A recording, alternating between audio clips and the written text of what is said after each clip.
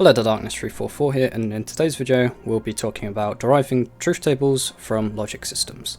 So we'll come up with some like random circuit, basically just some combination or logic circuit, and we will create a truth table from it, and then in the next few videos we'll see how to simplify that circuit, or well, just create the Boolean algebra from the circuit and possibly simplify, as well as some techniques to help with the simplification. So this is very useful if you have quite a complex circuit maybe and you just want to simplify it down a bit, because I've had times where I've built a massive circuit, then I've realized, oh, it could be so much more simple.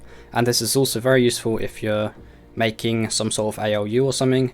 There are ways to, well, it's basically a bit of pattern spotting, and it'll help you build better components and faster ones as well, because you'll have less logic gates. So, truth tables from logic systems.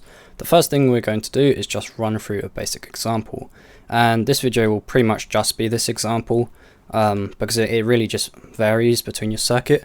But I've created this basic one over here. We have 3 different inputs and 1 output, and we have a couple logic gates. So the first thing to do is just identify what logic gates you have. Just make sure you're actually familiar with them. So we have a NOT gate over here, an AND gate over here, and a OR gate over here. So then what we're going to do is we're going to kind of divide this up into like separate parts. So then we can work out the logic for each individual logic gate, or well, just general part of the system. So over here I've just labeled some of the inputs. So we have A, B and C, and then I've labeled the output as Q. And then what we can do is we can actually, as you can see, we have an output over here from this logic gate, so we can label this, say, E, and then an output from this AND gate over here, so we can label this F. And since we don't need to label this one because we've already labeled this Q, as this is our final output. So I've done this here, so E and F, and now we have this truth table over here that we've made. So because we have 3 inputs, that means we're going to have 8 different combinations, because 2 to the power of 3, because we're working in binary of course, because of Boolean logic, 2 to the power of 3 is 8, so we'll have 8 different combinations. Now what we're going to do is also have our E and F and Q. So we have A, B and C for our inputs, and E, F and Q for our outputs.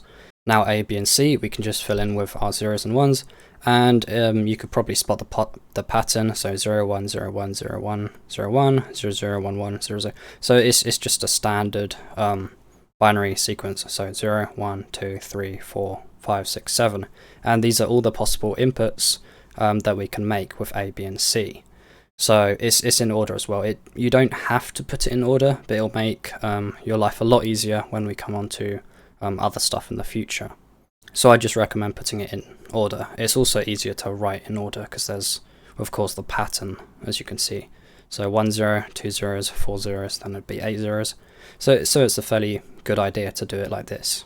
Now what we're going to do is work on just the top one over here, and we can cover up B and C as well as F and Q, because these are irrelevant and they don't matter at all because they are not part of the logic. So the only part of the logic of this system over here is A, because that's all the inputs, and E, because this is all the outputs of the NOT gate. So we've identified what gate it is, and we have our list of inputs over here. Now we have to actually just fill in our values. So I'm just going to do it with a pen. So NOT 0 is 1, and of course we have 4 of them, so 1, 1, 1, 1, and NOT 1 is 0, so we're just going to do that. Excuse my horrible writing. And now we've got this, we can work out the next part of the problem, which is this AND gate over here, so F. So then we need B as well as C as well as F. So now we can cover up A and E and Q again, and we only need B, C and F. So we've got B, C and F, so we have our inputs here and the output over here, and we're just going to AND B and C. So 0 and 0 is 0, 0 and 1 is 0, 1 and 0 is 0, 1 and 1 is 1. And now you can see the sequence just repeats down here, so we can do the exact same thing as we've done up on these ones over here, just down for these ones.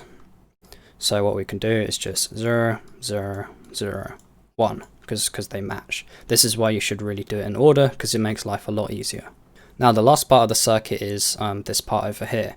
So we have our inputs E and F, which we've created earlier, and we have Q as the final output of the circuit. So this is an OR gate, and that just means if there is a 1 at all, the output will be a 1. But if both the inputs are a 0, then the output will be a 0. So 1 or 0 is 1, 1 or 0 is 1, 1 or 0 is 1, 1 or 1 is 1, 0 or 0 is 0, and for these ones as well, and 0 or 1 is 1. So there we go, we've actually created the logic for this system. So if we uncover our things, this is the whole thing now, and the only column we need is this one over here, which is the output, and of course our inputs over here. So these E and F we don't actually need anymore. They were just to help us with working out Q. Technically, you don't even need this at all. If you can just see how the logic works, you could just do Q, but I recommend breaking it down into individual logic systems like this, because it makes life a lot easier. Especially when you have a lot more logic gates, it's easier just to break them down a bit. So now we have this logic table, what can we do with this?